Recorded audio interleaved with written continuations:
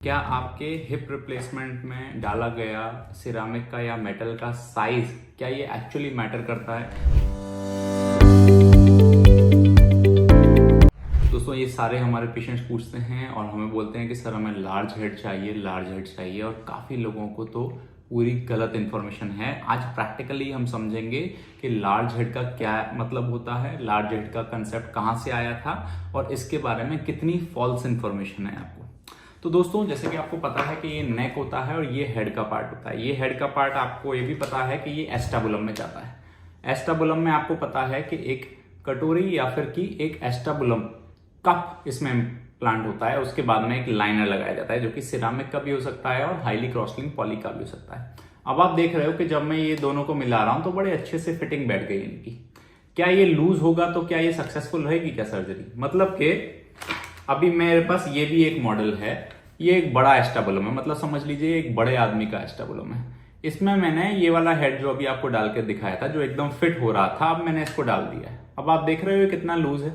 क्या ये चल पाएगा? क्या ये सक्सेसफुल होगा? थोड़ी देर के लिए तो ये टिक गया इसके अंदर, पर क्या ये जब सारे मूवमेंट कर पाएगा? नहीं कर पाएगा ये। मतलब कि हमें एक चीज समझ में आ रही है इससे कि जो हेड का साइज है वो इसके अंदर गए हुए लाइनर और लाइनर के बाद हेड का साइज कॉन्ग्रुएंट होना चाहिए। मतलब कि एस्टाबुलम का साइज, आपकी जो प्याली है, आपका जो कप का साइज है, उसके हिसाब से हेड आता है, ना कि डॉक्टर के हिसाब से हेड आता है।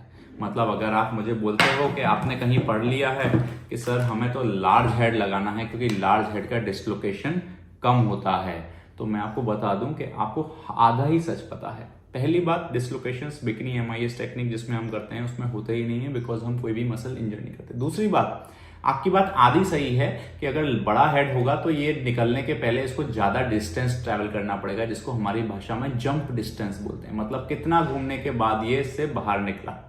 तो फर्स्ट थिंग कि हमारी टेक्निक में डिस्लोकेशंस होते ही नहीं है, भले हम 22 का हेड लगाएं, 28 का लगाएं, 32 का लगाएं, 36 का लगाएं, कोई भी हेड लगाएं, उसमें ऐसा होता नहीं। दूसरी बात यह है कि आपकी प्याली जो गई है उसके हिसाब से आपका हेड होगा। अगर आपकी बोन्स छोटी हैं, आपकी हाइट कम है, आप पतले दुबले हो, तो आपकी एस्टाबुलम भी 44, 46, 48 के साइज की होगी, जो कि इंडियन पॉपुलेशन में काफी कॉमन है। तो आप में 36 का हेड नहीं जा सकता। ये कंपनी टू कंपनी वेरी करता है। ऐसा पॉसिबल है कि किसी एक्स कंपनी का आपका 50 का अगर कप का साइज गया है तो उसमें हेमिस्फेरिकल शेल में हो सकता है 32 का हेड जाए और PSL शेल में 36 का हेड जाए। पर ऐसा नहीं हो सकता कि आप 60 के कप में छोटा हेड लगा दोगे और 40 के कप में 36 का हेड लगा दोगे। जैसे कि लोगों को लगता है कि सर मुझे तो हेड का साइज लार्ज चाहिए।